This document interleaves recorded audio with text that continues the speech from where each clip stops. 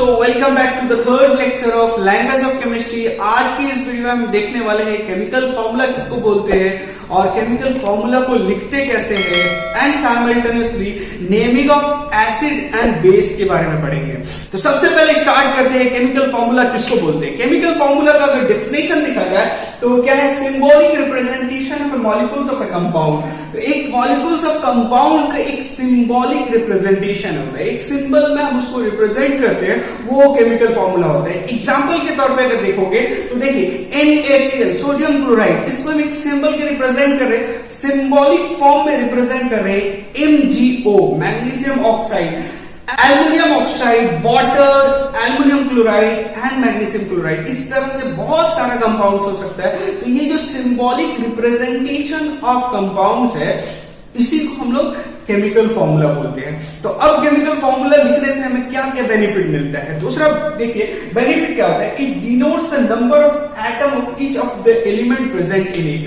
Chemical formula अगर हमारे सामने है तो हम बता पाएंगे इजीली वे में कि कौन कौन सा एलिमेंट उसके अंदर प्रेजेंट है और कौन कौन सा एलिमेंट कितनी क्वांटिटी में प्रेजेंट है, मतलब किस रेशियो में प्रेजेंट है हम बता पाएंगे। For example aluminium chloride, we see here AlCl3, ये इंडिकेट कर रहा है 1 atom of aluminum and 3 atom of chlorine are present in aluminum chloride. Simultaneously, अगर आप मैग्नीशियम ऑक्साइड लेते हो MgO, it indicates that the 1 atom of magnesium and 1 atom of oxygen is present here.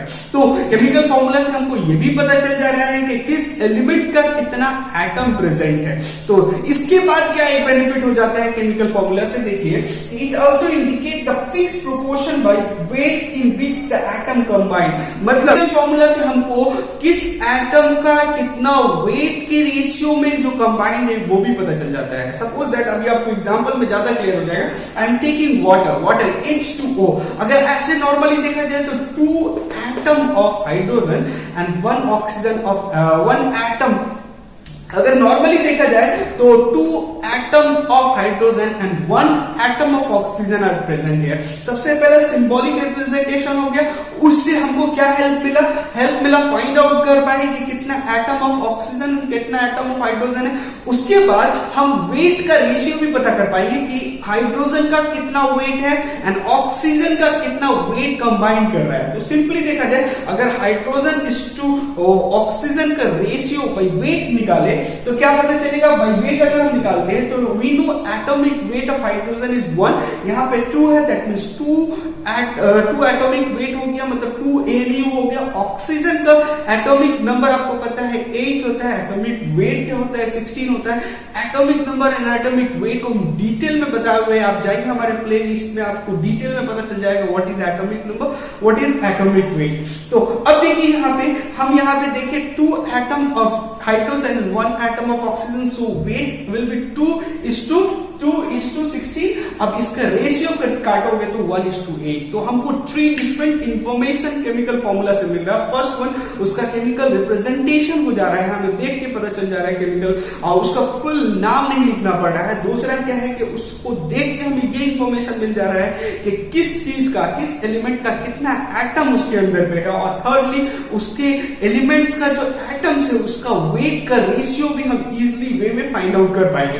तो ये तो था केमिकल फॉर्मूला और chemical formula से क्या बेनिफिट हमको मिल रहा है। अब केमिकल फॉर्मूला को समझने के बाद अब हम देखेंगे writing of chemical formula. Chemical formula को कैसे लिखते हैं इस चीज को थोड़ा सा समझ लें।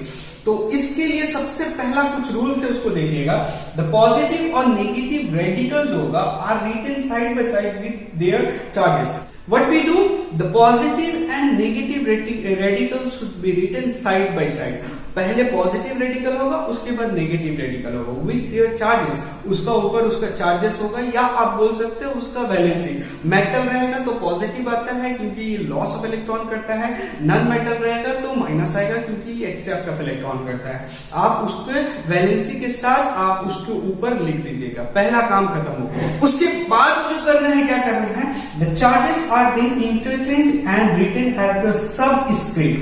अब क्या करेंगे, चार्जेस जो था यहाँ पे आप जो देख रहे थे उसको आपको इंटरचेंज करना, मतलब ये वाला ऑक्सीजन के सब स्क्रिप्ट में चला जाएगा और ये इसका एल्युमिनियम के सब स्क्रिप्ट में चला जाएगा। तो यहाँ पे देखिए उसी तरह मैं क्या हूँ, यहाँ पे भी देखो ये भी ये जो वैलेंसी था मैग्नीशियम का ये सब स्क्रिप्ट इसके साथ चला जाएगा, क्लोरीन के साथ चला जाएगा और क्लोरीन का जो था वो मैग्नीशियम के साथ आ जाएगा। उसी तरह से मैग्नीशियम एंड ऑक्सीजन, यहाँ देखिए इसको लिखने का एक रीजन है, यहाँ देखिए ये 2 2 कैंसिल हो रहा है ना, तो हम यहाँ काट सकते हैं, काट के 1 1 हो गया, उसके बाद सब स्क्रिप्ट में इसको इंटरचेंज कर देंगे।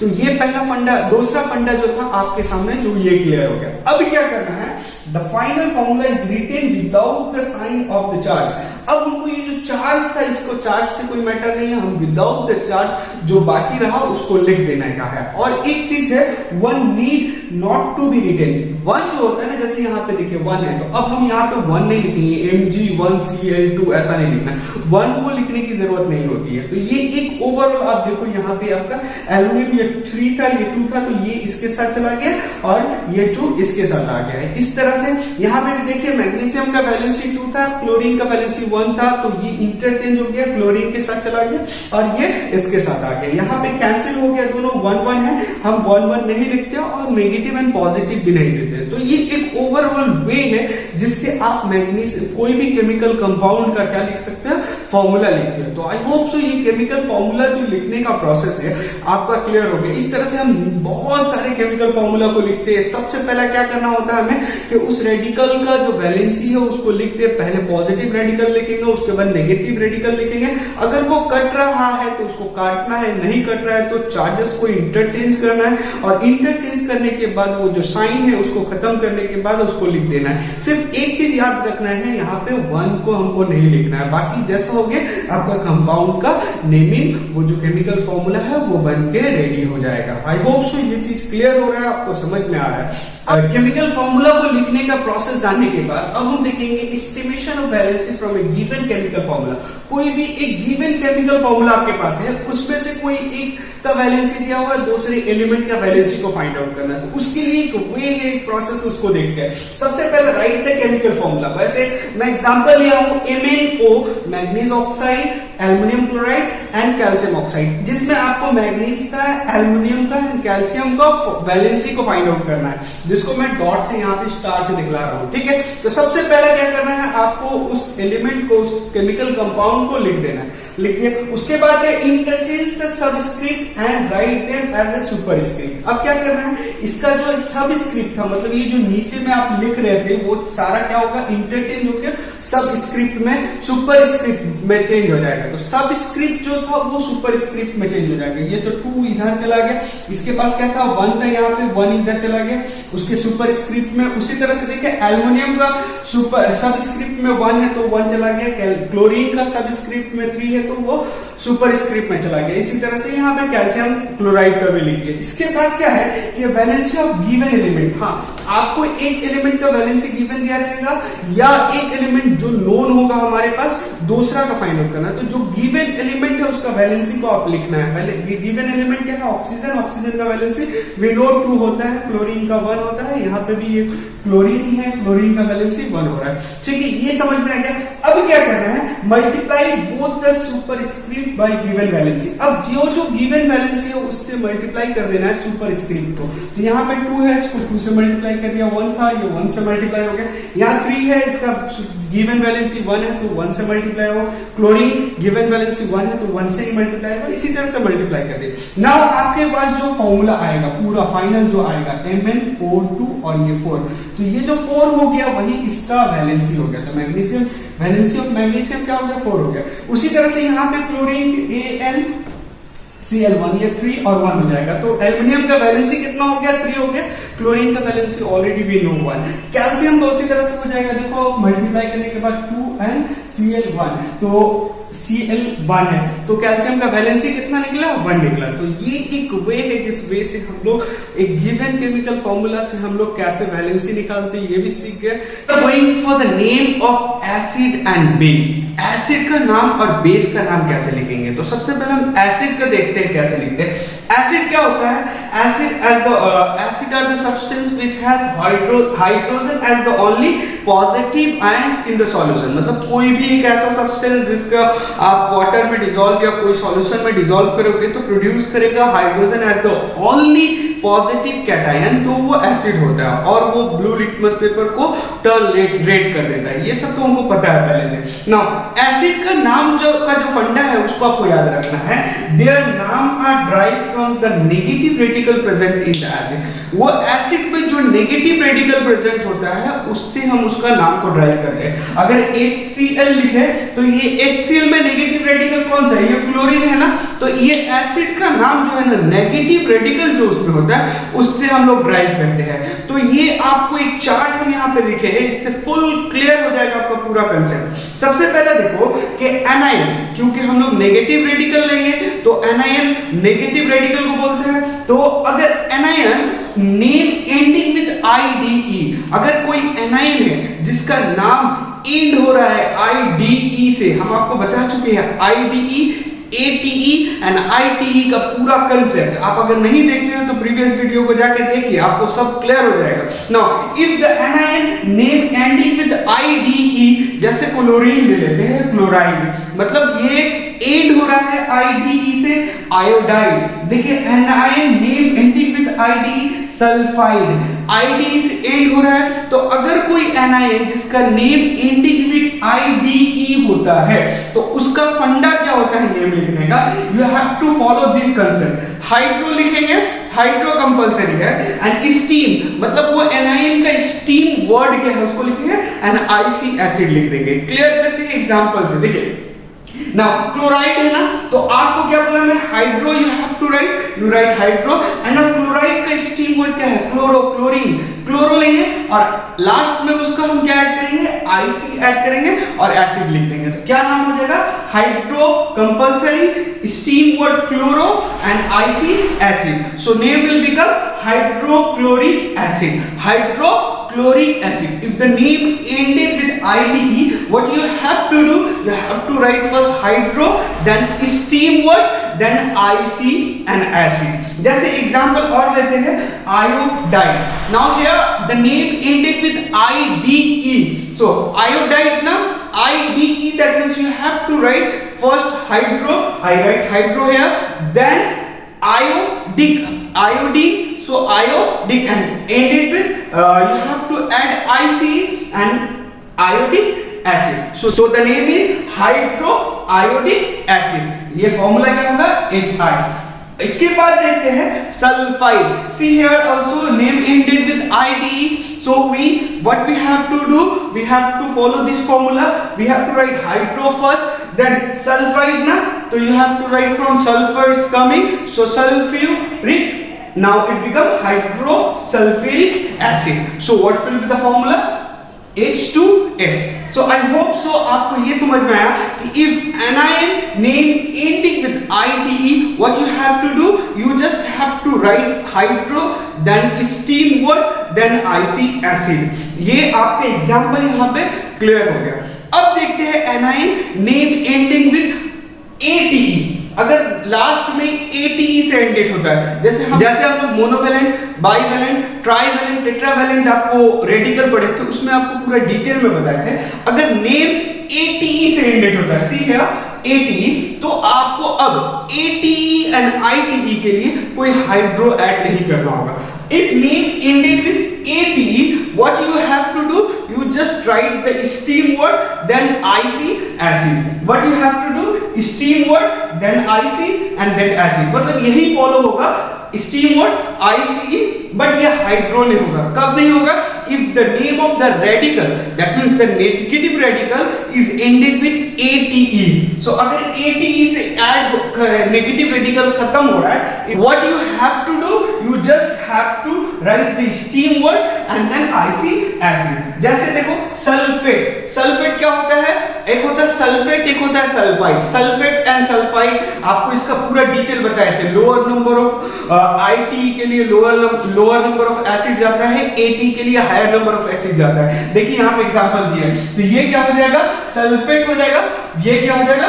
सल्फाइड हो जाएगा। तो इसका नाम कैसे लिखेंगे? तो SO4 ये नेगेटिव रेडिकल है, सल्फेट हो रहा है, इसका नाम ATE से ऐड हो रहा है, तो इसका स्टीम वर्ड क्या होगा? सल्फर से आ रहा है, सल्फ्यू, और लास्ट में क्या लगेगा? IC, तो नेम क्या हो जाएगा? सल्फ्यूरिक एसिड, जो बहुत फेमस है, H2SO4, ये हो गया। चलिए एक और एग्जांपल लेते हैं, nitrate, ATE, that means ended with ATE हो रहा है, तो इसका भी आपको पता है, ये होता है NO3-1 जो होता है ये नाइट्रेट होता है, NO2-1 नाइट्राइट होता है। ये आपको पूरा डिटेल में आपको बताया हुआ प्रीवियस क्लास में, ठीक है। तो अब देखते हैं नाइट्रेट ATE से एंड हो रहा है, तो आप क्या करोगे? स्टीम वर्ड को लोगे। स्टीम वर्ड नाइट्रेट का क्या है? नाइट्रो, और क्या हो जाएगा? नाइट्रो नाइट्रिक एसिड हो जाएगा, तो क्या हो जाएगा? नाइट्रिक एसिड हो जाएगा। आई होप सो जब ATE से एंड होता है तो आपको क्लियर हो गया। When a negative radical ended with name ATE, you just have to write the steam word and add IC acid, nothing else. अगर ITE से एंड होता है, एंड होता है, तो क्या करेंगे? If negative radical ended with ITE, what you have to do? You just have to add steam word and instead of ICE के जगह आपको OUS लिखना होगा। तो अब हम देखते हैं यहाँ पे सल्फाइड, सल्फाइड हो गया, तो लास्ट में ITE ऐड हो रहा है, ITE ऐड हो रहा है, तो हम क्या बताएं? Stem word then OUS acid, तो ITE है, स्टीम वर्ड लिखेंगे, OUS लिखेंगे, एसिड लिखेंगे, तो ये इसका सल्फाइड का स्टीम वर्ड सल्फर से आ रहा है, तो सल्फ्यूरस एसिड हो जाएगा, SO3-2 एसिड हो जाएगा, तो इसका फॉर्मूला क्या हो जाएगा? H2SO3, तो ये हो गया सल्फ्यूरस एसिड। अब उसी तरह से नाइट्राइट लेते हैं, ITE है, तो IT, अच्छा ये H2 क्यों हो रहा है? सिर्फ क्योंकि ये आपके यहाँ पे वैलेंसी कितना है? नेगेटिव है, सो ये -2 यहाँ पे आ रहा है। ये केमिकल फॉर्मूला के इसमें आपको बता चुके हैं कि इंटरचेंज होता है। अब आ रहे हैं नाइट्राइट में, नाइट्राइट हो गया, तो ITE एंड में है, इतना तो क्लियर है, OUS लगेगा, तो नाइट्रस एसिड हो जाएगा, तो इसका फॉर्मूला क्या होगा? HNO2, 2 और 3 हो जाएगा, 2 हो जाएगा, क्यों हो जाएगा? क्योंकि ये नाइट्राइट से आ रहा है। अच्छा इसका फॉर्मूला क्या हो जाएगा नाइट्रिक एसिड का? HNO3, क्योंकि ये नाइट्रेट से आ रहा है। तो आपको एकदम क्लियर करना होगा कि when negative radical ended with IDE, what you have to do? You just have to add hydro, then steam word, then IC acid. When the negative radical ended with ATE, what you have to do? Steam word, then IC acid. When the negative radical ended with ITE, what you have to do? Negative radical ended with ITE, what you have to do? Just steam word, OUS acid. I hope so ये पूरा का concept आपको naming of acid में जो है वो clear हो गया। After the naming of acid, now come to the naming of base. So base किसको बोलते हैं? OH group as the only negative radical, मतलब कोई एक ऐसा कंपाउंड जिसका नेगेटिव रेडिकल जब उसको सॉल्यूशन में आप डिसॉल्व करोगे तो OH group as the only negative radical मिलेगा। ये तो एक क्लियर कंसेप्ट हो गया। ये एसिड बेस एंड सॉल्ट से पढ़ेंगे तो उसमें डिटेल में हम लोग पढ़ेंगे। तो इसका नाम हम लोग कैसे लेते हैं? They are named by writing the cation. आपको पहले कैटायन को लिखना हो followed by the word hydroxide. एकदम सिंपल है, आपको कैटायन का नाम लिख देना होगा। जो भी कैटायन है, सोडियम है, पोटेशियम है, मैग्नीशियम है, जो भी है उसको लिख देना होगा और उसके बाद फॉलोड बाय हाइड्रोक्साइड, उसका हाइड्रोक्साइड से लिख देना है। बस सिंपली एग्जांपल देखेंगे तो और ज्यादा क्लियर होगा। सी NaOH, जब इसको डिसॉल्व करते हो it's give OH as the only negative radical, so ये बेस है। इतना तो क्लियर हो गया। तो इसका नाम का लिखने का प्रोसेस क्या है? You just have to write first cation name. So here cation is sodium, I write sodium here. Sodium के बाद क्या लिखना है? Followed by the word hydroxide, so I write here hydroxide. So the naming of base is are very simple. आप कैसे लिखते हो कि कैटायन का नाम लिख देते हैं और हाइड्रोक्साइड लिख देते हैं। कैटायन यहां देखो क्या है? KOH, तो potassium hydroxide. Here see here MgOH whole twice. So अच्छा सर ये 2 क्यों है? क्योंकि मैग्नीशियम का वैलेंसी 2 है, वो इंटरचेंज वाला कांसेप्ट, ठीक है। तो magnesium hydroxide. See here aluminium hydroxide. So अच्छा सर, यहाँ पे 3 क्यों है? क्योंकि ये इंटरचेंज वाला कंसेप्ट एल्युमिनियम के वैलेंसी 3 है, ये सब डिटेल में पहले पढ़ चुके हैं आप लोग, ठीक है। Aluminium hydroxide, first write the name of cation, I write the name of cation is aluminium here, then OH followed by the word hydroxide, I write hydroxide. I hope so आपको naming of acid and base clear हो गया होगा। If you have any doubts, any problem, comment section आपके लिए है, comment section में लिखिए, I will try to answer all of you.